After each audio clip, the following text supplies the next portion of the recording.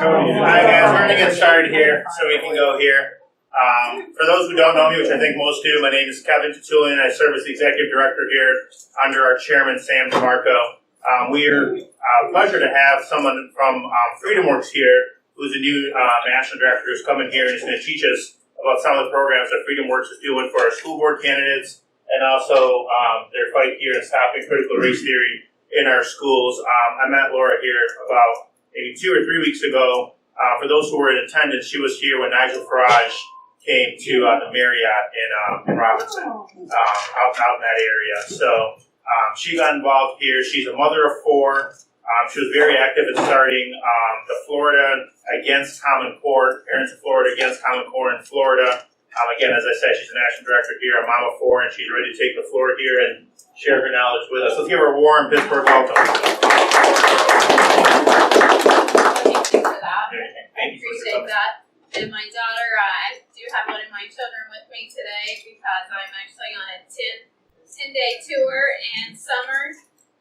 With school being out, I think it's good to always educate your children on what you do when you're not at home, and also it's such an important topic for our kids to learn and understand what's going on in our schools across the nation, right? Because they're in those schools. They see it happening firsthand, and we want them to know because it's going to be up to them to say, I'm not doing this assignment, or let me call my mom and dad, I don't feel comfortable. And we need to empower our kids with that to be able to do that. But so BEST is a new program that we launched with FreedomWorks in January. I come on board in December.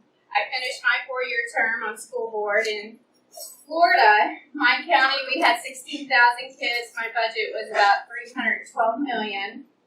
So I have a good grasp of how to run for school board. My husband was county commissioner for 8 years, and so I was his campaign manager, and I have a lot of experience on local campaigns, and that really has developed into some of the programs that we've developed with FreedomWorks. But BEST, we started in January, and we've been rocking and rolling, and I'm going to explain what we're doing because it's important that at the end of the night that we all come together, because it's going to take all of us coming together in order to make some movement on all this radical stuff that's coming into the schools. So I've been in all over the country since March. They didn't even have the winter tour up there, but they just started clocking in whenever I started traveling around in the spring, because what we're trying to do is we are in the middle of educating, empowering, and building the largest network of parents across the nation, because we have to empower parents. The PTA doesn't represent our parents anymore, and we know our school boards aren't representing parents anymore, so we are creating our own movement of parents. And that's what we're doing with this. We're building education for students together. So, what are we up against? This is what we're up against. Parents across the country are under assault. And the mindset, I know, and thank God she did not win her election, but this is still the mindset. This is the mindset of all those educrats, that's what I call them. Those bureaucrats have been in education for so many years.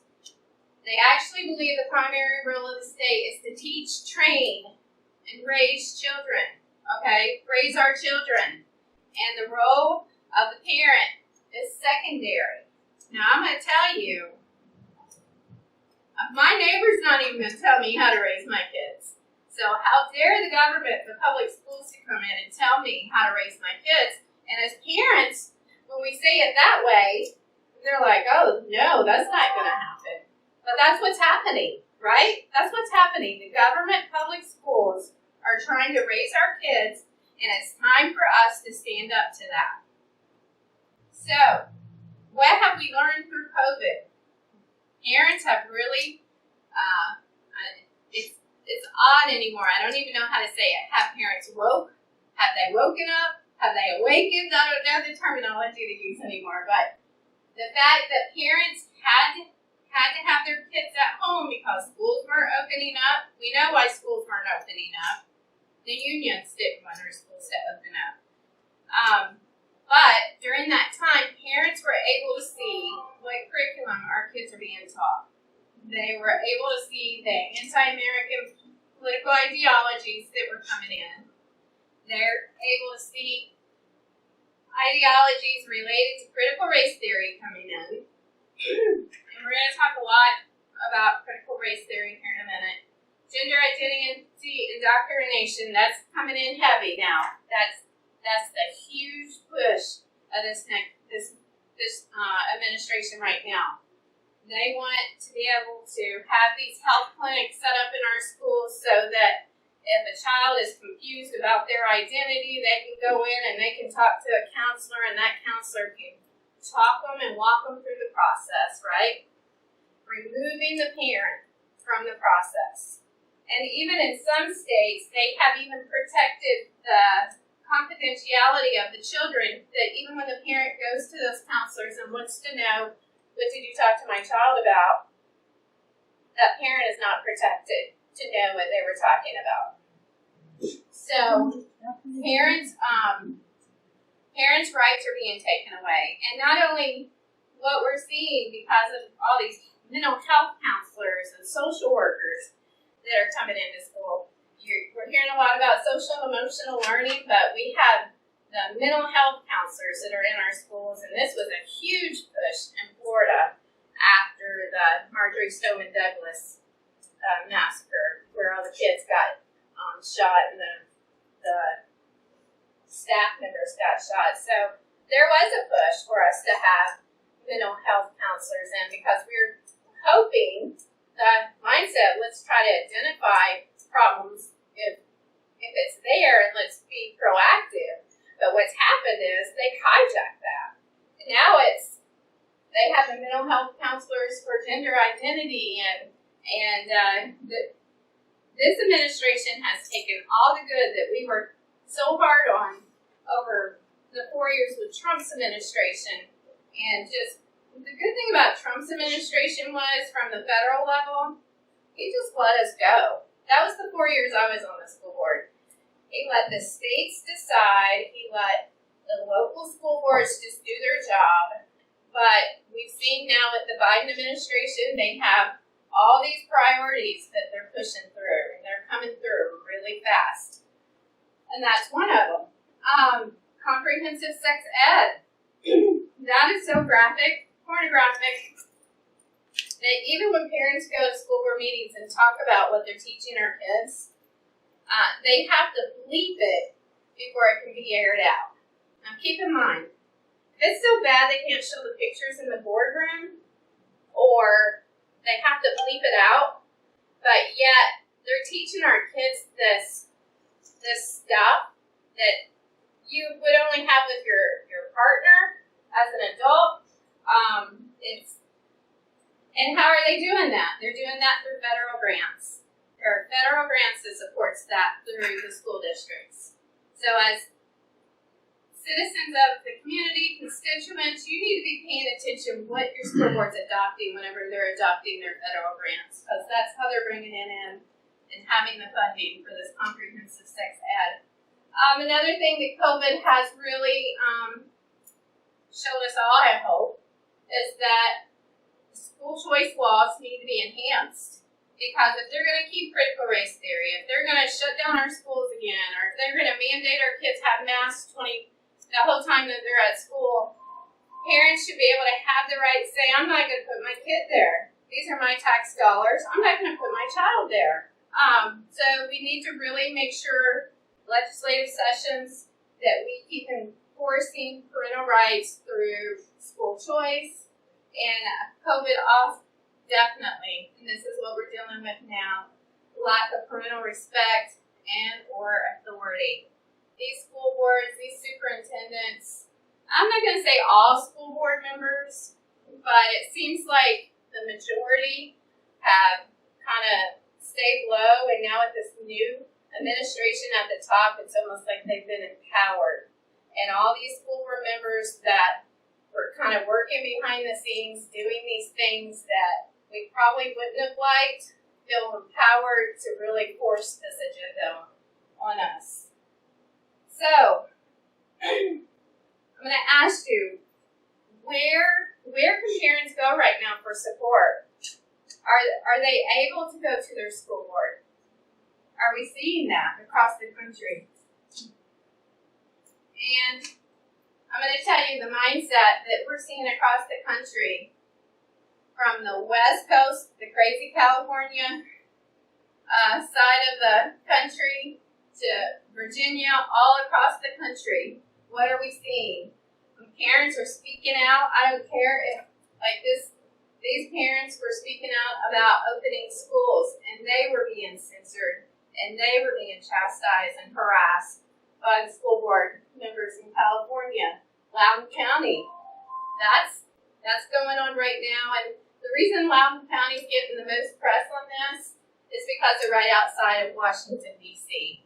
But that doesn't mean it's any different than what we're seeing across the country. We're seeing it all over. So they're harassing our parents if they're speaking out. How are they harassing? They're going on Twitter. They're going on Facebook. And this particular in Loudoun County, how this really rose to the surface, and it has empowered other school boards across the country. This school board decided to create a Facebook group to go on and put all the parents that have been speaking out against critical race theory on this private group, and all the teachers were asked to please put the child's name on there, who you are, put a picture of the parent, if you have their address, you know where they work, we want to show up, and we want to show up with megahorns, and we want to call them racist.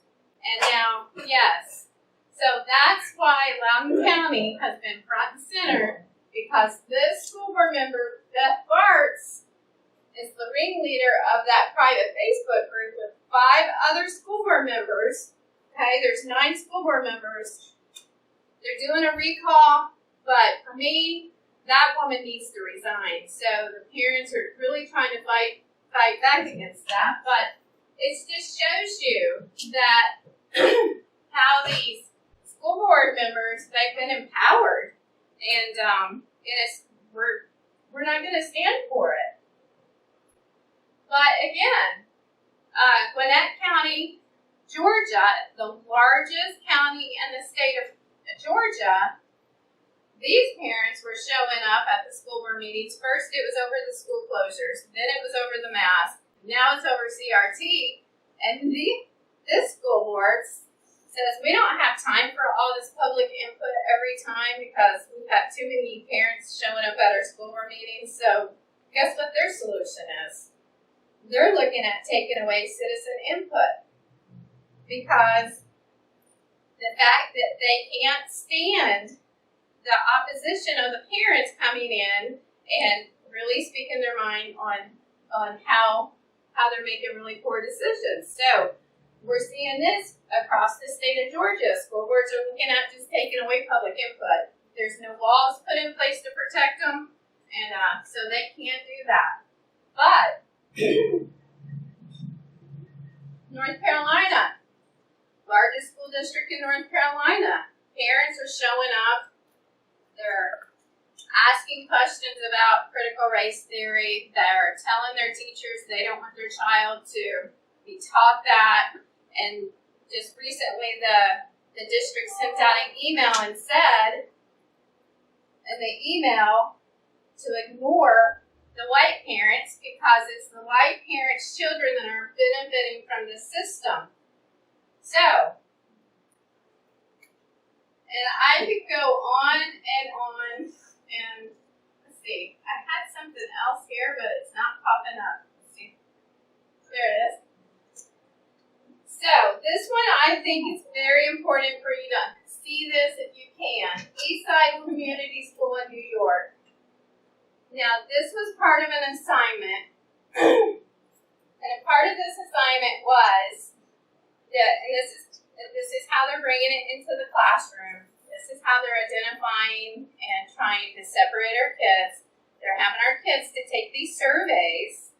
Surveys are always innocent, right? So based on what you scored on your survey, let's say you scored a 10, scored a 20. Well, if you scored a 10, you could be put in a category of white supremacist. You scored a 20, white voyeurism. 30, white privilege, white benefit, white confessional, white critical, white traitor, and white abolitionist. Now, what they wanted you to do, they want white critical, white traitor, and white abolitionist. Those are the good ones. They want all the kids there, right? And that's what they want. So what happens is, if you're one, these kids, we want you to go to this group. You're two, you go to this group. You're three. And then based on what group you're in, that's how the teacher gives the assignments. What they're really trying to do is focus on the top tier that are considered white privilege and white advantage, and they don't even know it. That's why they have to educate them to let them know. It really is indoctrination. This assignment, this structure, the 8 white identities, is being used all across the country. But one thing I want to you to pay attention here. Do you see anything on there that says critical race theory? No. There's nothing on there that says critical race theory assignment. But this is at all lines to critical race theory, the ideologies, and that's what we're battling across the country, is because you have school districts that say we don't have critical race theory. Well, and that might be true. The assignment doesn't say critical race theory; it doesn't spell it out on top. But this is a prime example of how they're teaching the ideology of critical race theory. Now, I want to show you, when I was researching Pennsylvania, I kind of got sick to my stomach, and I'm going to tell you why. The states I'm working in, they're hiding. They're hiding that they want this stuff taught. They're not admitting it publicly. Now, what really made me sick to my stomach is the Pennsylvania Department of Education is so proud that they're teaching this stuff. It's right on their website. I encourage you to check it out. Pennsylvania, I have it right here, education.pa.gov. I want you to go there because I want you to read through all the resources that they have to push the racial and ethnic identity, and they call it their hub. And I want to show you, when you start drilling into, I'm sorry, I have allergies. I've been traveling for 7 days now in every state. But once you drill into this was the very first. So when I come on here, this was the very first resource, but it just went on for a couple of pages. So I thought, okay, I'm going to click on there, see what they're teaching our kids. So this was the first resource, teaching young children about race. And then it talks about barriers of prejudice, misinformation, bias, personal and social identity, and it goes on. But then it wants you to read more about anti-bias education. Click here. Well, that's the Movement for Black Lives Matters, platform for teaching Black Lives Matters. So I click that. So the second click on your Department of Education came up this, and it was just a link to the Black Lives Matter agenda. That was, and I have the website that it linked to. It was m4bl.org. So I want to say, here in Pennsylvania, there's a lot of work to be done. Okay, And that's why it's important that we make sure we get the right people on our school boards, because we know the Department of Education is not going to protect us or protect our kids. So we have to take control of this on the local level. So how are we going to take our schools back? And I'm going to say we have 3 school board candidates right here. That's exactly how we're going to.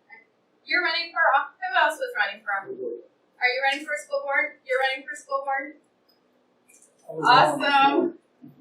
Congratulations. We need more people. We need more people to step up.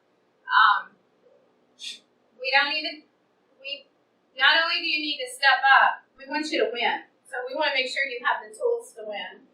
We want to make sure that you're educated and informed on the issues. We want to make sure that you know what you're talking about. And but there are several steps that have to take place so that we can take back all our school boards here in Pennsylvania.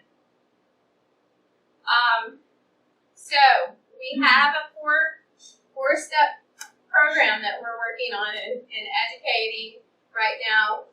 This is just the beginning of the program. Like I said, we just started pushing this out in February and March.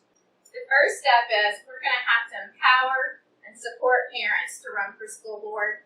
And that also does include community members. But we know that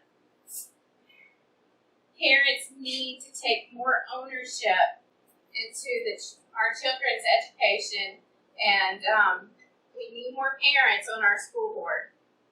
The second step is we're going to be educating parents and the community through, we've already got to that point where we've educated them on critical race theory, because in January, did we know a lot about critical race theory? Not as much as we do now. And it's because we've been having a national push to educate our parents on the issues that we're facing with this new administration.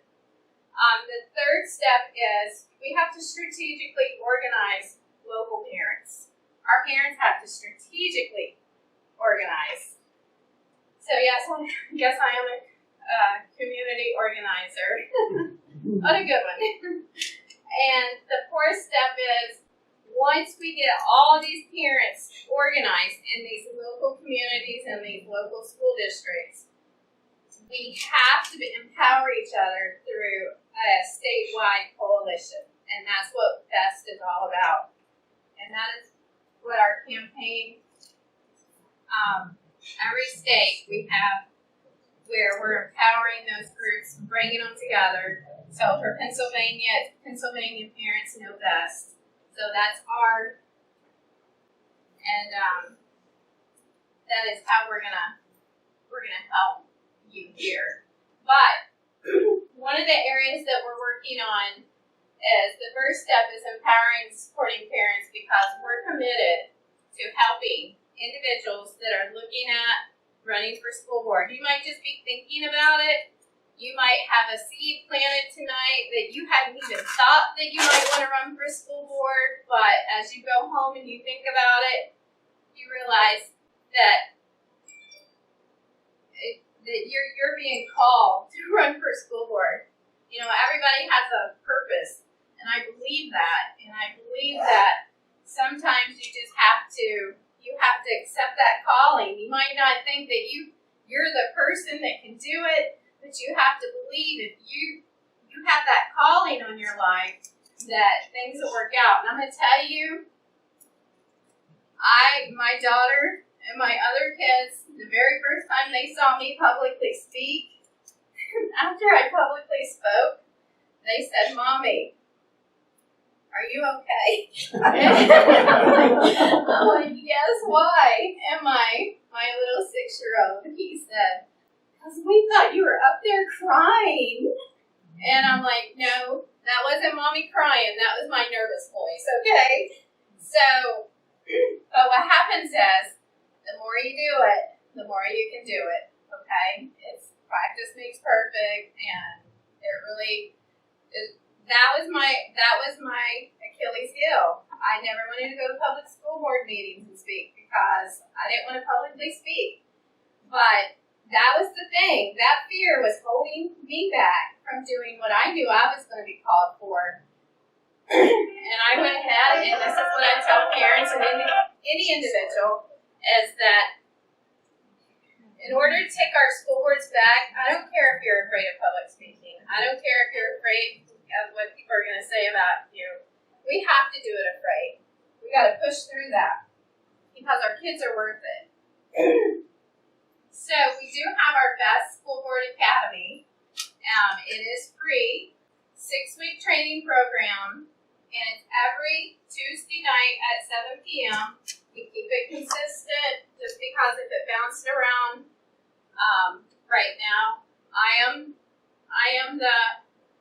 you're going to be lucky and you're going to be able to hear me for 6 straight weeks on how to run for school board and what it takes.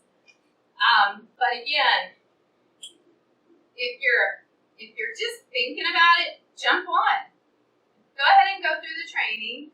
If you don't want to run, but you know of someone that would be a good school board candidate or a school board member and you want to support them in their campaign, you'd make a perfect campaign manager for them. You're welcome to jump on. But it is a very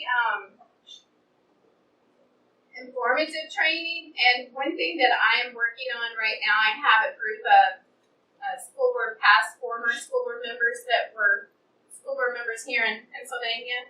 You said they're on now, or were? Okay.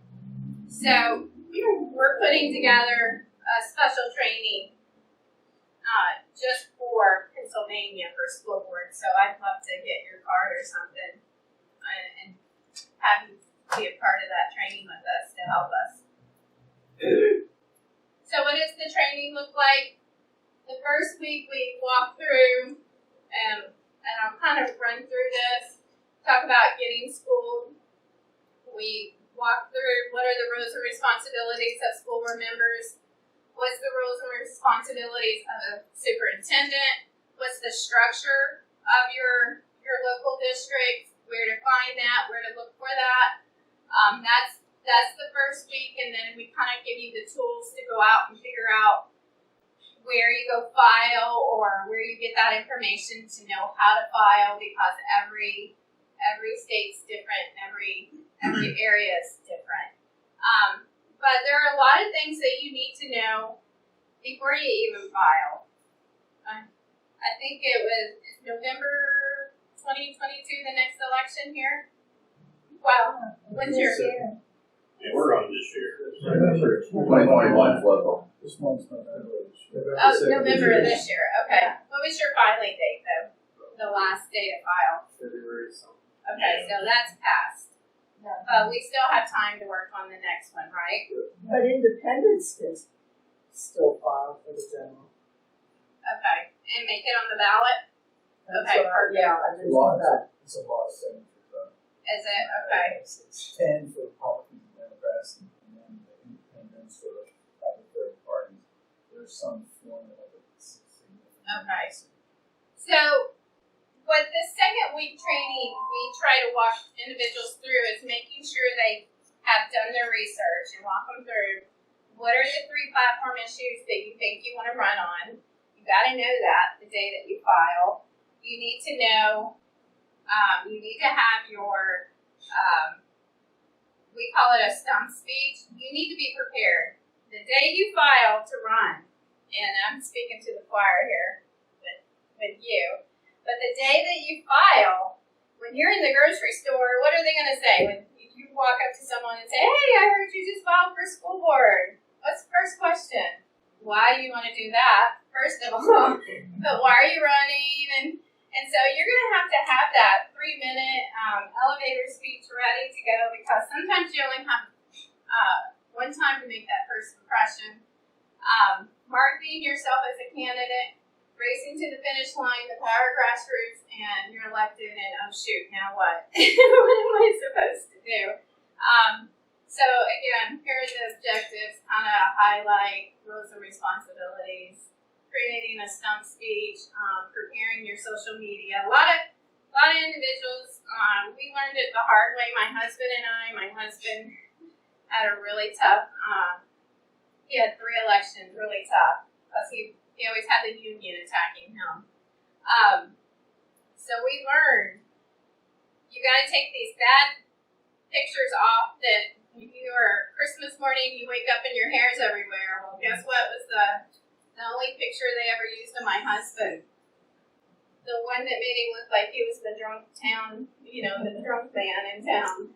But that was really a picture from Christmas morning. So there's a lot of tips that we give you. Why it's important to brand and thinking about your signs and how to create your logo to be the most impactful. So we help you with those type of things. We walk you through important target dates to remember and look at, because those target dates are going to help you know how to fundraise and set your budget for fundraising and how to build your list. Another area we walk you through is really how to utilize your grassroots and how to utilize your volunteers. Because keep in mind, I'm going to say probably the last couple of weeks, last three or 4 weeks, you're just going and speaking at events. You have to, your news media says, hey, can you submit this to us? Or it's just really hectic. So having those volunteers is going to be really important to your campaign. And then last, I wanted to make sure that we incorporated this in there, because one of the most important functions of a school board is knowing how to read a budget and how to navigate a budget, understand the budget, because that is going to be should be one of the biggest roles that you have as a school board member, is being very transparent with your budget and diligent with the taxpayers' money. So, the second step, now that we have our school board candidates and we have you trained, what do we have to do now? We have to make sure that we have a support system for you. So we're in the process of building those parent groups across the local areas. And so I won't bore you with all the details, but this is a part of the trainings that we have. What we want you to do is we want parents to know what they're talking about. Okay, they have to know the facts, because these school districts, these school boards, they're not telling us the truth. They're only giving us, you'll go in and say, we're teaching critical race theory. Oh, no, we're not. Yes, we are. And so you have to dig it out. You have to pull it out, bring it out the surface. But in order to really understand what's going on in our school districts, you need to be going to these school board meetings. Everyone in here needs to be going to these school board meetings and listening to what are they talking about, what are they workshopping on, and if there's anything in there that you might have that you want to pull out and you want to take a look at, first of all, your school board meetings, whenever they are voting on something, that information, they should have that backup information ready for you to look at. Hopefully it's online, but if not, we're encouraging you to do a Freedoms of Information Act, a FOIA request, so that you can ask to see all this information that they should be giving you. So every citizen has the right to request emails between staff, emails between school board members and staff. Anything on a district email, Like right to know. you Right to have know that. request. Yeah. You have the right to know that. But here's the thing that, and you know this, being on the school board, even though you send an email under your personal email, but it's related to school board business, that is still subjective. Yeah. So you might have some sneaky school board members that think they're going to hide it under their personal, but you have the right to look that up. You have the right to get that information. And this is how we're going to stay ahead of what's going on, is we have to do these freedom of information requests because if they're not going to give you the information, you have to go this way. And they might say, oh, we're going to charge you 50 cents a page or $1 a page. If it's something that the board members have voted on, that is something that they don't have to. They don't have to spend the man hours to put that together. That should be a document that's already available. So I would challenge once they start saying it's going to be 50 cents or $1, just make sure that they don't try to gouge you on that. Yeah, I believe in Pennsylvania, if they don't have the material already available, they don't have to prepare it for you. They don't have to prepare it at all. No, so if it's something that we have to go and dig and calculate, you aren't entitled to that. If it's a document they already have, information already have in your title. Well, be very specific on how you ask for it because if they're voting on a contract or they're reviewing something in a workshop, they have that material. That's for sure. They don't have to prepare an email. That's available. But other areas, and I'm going to step over here. We have to make sure that when we have that information, that we don't keep it to ourselves. Because what good is that going to do, right?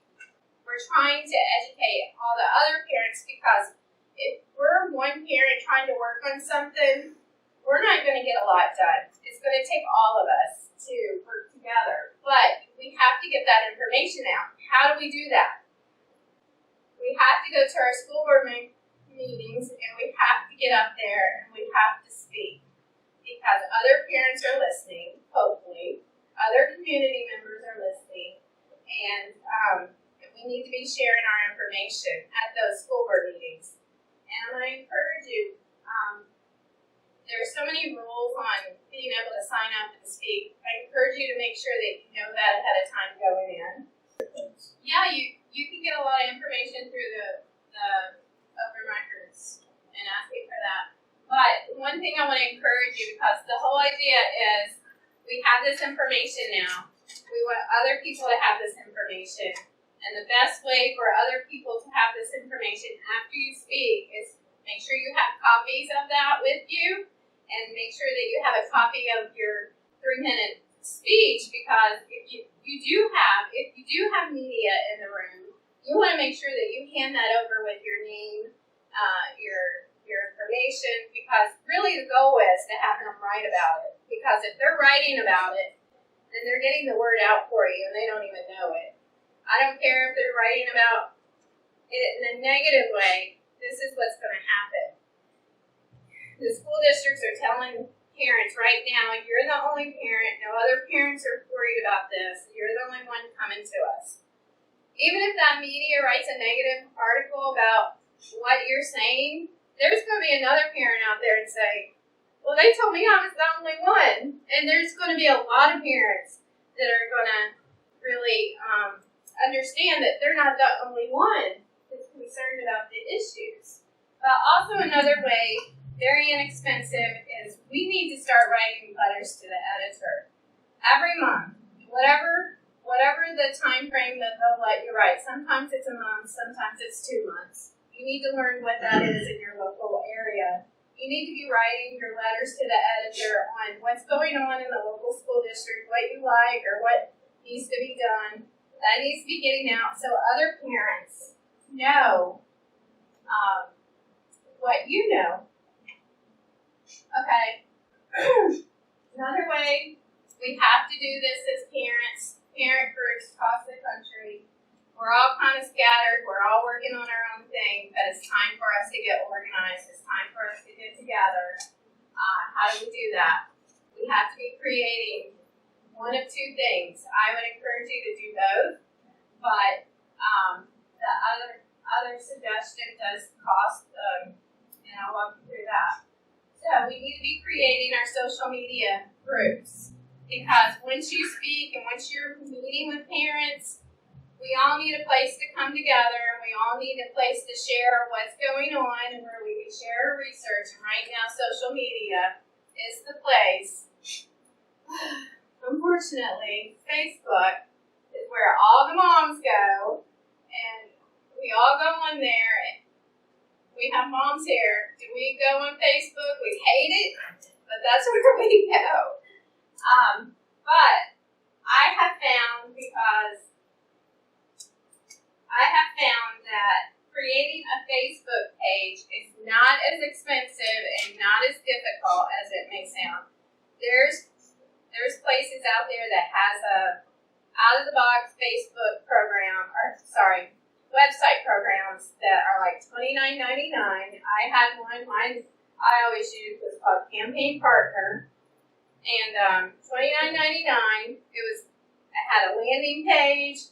I had a way for people to contact me. I had a place how I could have people email me. I mean, that is a way you know that you don't get pumped off if you have your own Facebook, or I'm sorry if you're saying Facebook website.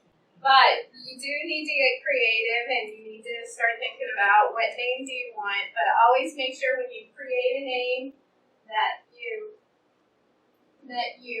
include the who, what, and where. Just like with this one, we actually have parents across the country that are coming up with like Lynette Town Parents for Quality Education.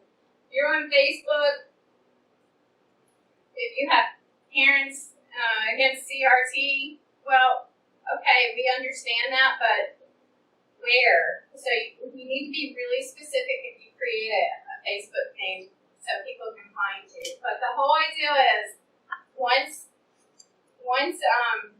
you start getting your name out there and you start speaking out at these school board meetings, we have to have a place for all these parents to come together, and it's going to take someone to step up to the plate, create this platform so other parents can join in.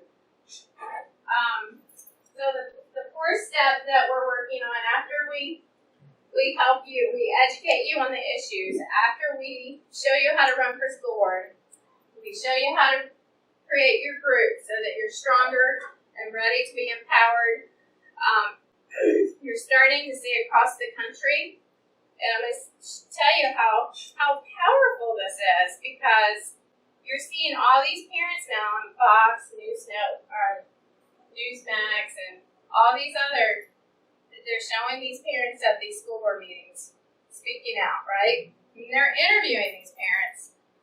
Well, I'm going to tell you, probably every single one of those parent groups, we have been able to help and support, and there's strength in being able to have other parents see other parents speak out, because then they're empowered, they're going to go speak out. And I just can't tell you how it's been such a chain reaction from Arizona to Florida to Texas to Virginia, all these groups that we have been working with, and now they're on Fox News and everything. It's not that the goal is to make it on Fox News, but the goal is we have to hold our elected officials accountable if they're not going to listen to us. And how do we do that? We have to go public. Other people need to understand what's happening, because we need the community's help to hold our elected officials accountable. And that's the whole goal, holding our elected officials accountable. But right now, our parent groups across the country are coming together. We have our coalitions in every single state that we're working on. The Lower Billy here, Pennsylvania parents know best. We have monthly coalition calls where we talk through what are the issues. We have group leaders that are talking so that they can share what's going on in their community. And we have state legislators that come on and talk about legislation. But it's a hub for us all to stay connected, because we have the national PTA, we have the PTAs that are taking care of each other, we have the teachers associations taking care of each other, the superintendents associations taking care of each other. But who's taking care of the parents, right? And it's time that we come together. We are building these coalitions. So I encourage you, every single one of you, I want to help you develop a group. If there's not a strong group here in this area, I help you with the parent group, develop that for you, show you how to do it, just like the other groups that we work with. And then I want you to join up and be a part of our coalition. is what we're working on in a nutshell on top of our Stop Racism, Stop Hate, Stop Critical Race Theory. They hate this campaign, by the way. How can you argue against that? But this is another campaign that we have. And so one of the benefits of being able to partner with us is that when you go to rallies or you go to various protests, or I don't like to say protests, press conferences, we can provide you with these rally signs. We have yard signs. We work with you because we want to make sure that we help you where you are on the issues that you have, because it's not us coming in from DC telling you what you need. It's what you telling us that you need, and we try to see how we can support you and work with you on that. So that is our campaign in a nutshell.